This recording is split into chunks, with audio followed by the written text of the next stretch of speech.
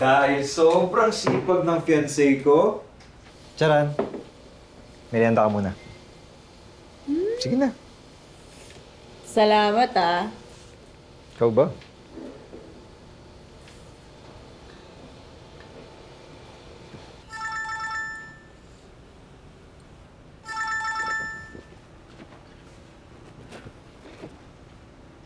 Hello, Kai. Bakit? Kakapadala ko lang. Kai, anong problema? Iyak ka ba? Kuya, may nagpunta dito. Hinahanap ka. Kapag hindi ka na nagpakita sa kanya, babalik daw siya. Ano? Saktan niya ba kayo? Hindi. Pero ginala niya yung bahay. Kuya, ano bang nangyayari? Kailan ka mauuwi? Sige na, Kai. Uuwi ako dyan. Ayusin to ni Kuya, ha? Sige na. Bye-bye.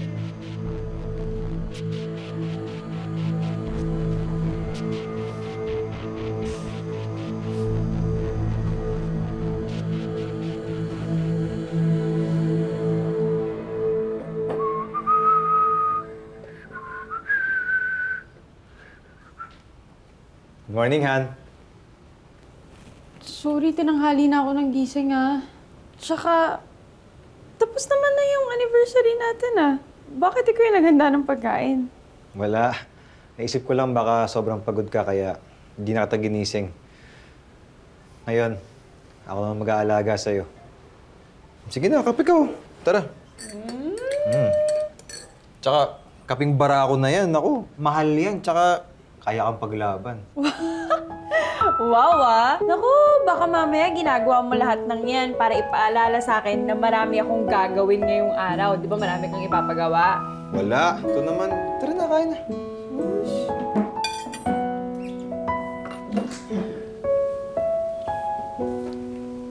Thank you, hon.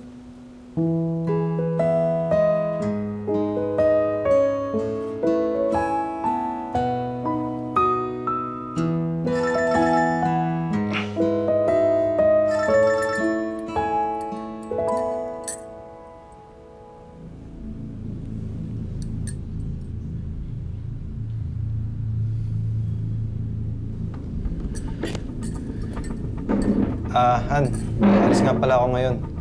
Ikaw na munang bahala dito, Saan ka pupunta? Wala, may aasikasuhin lang. Sige na, bis na ako. Okay.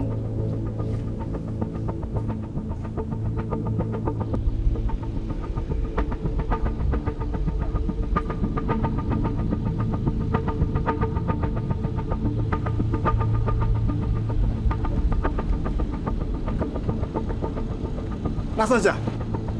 Tapos sinabi ko, kayong dalawa pumunta dito? Huwag mo siyang damay, boss. Ako na lang. Ano huwag idamay? Ha?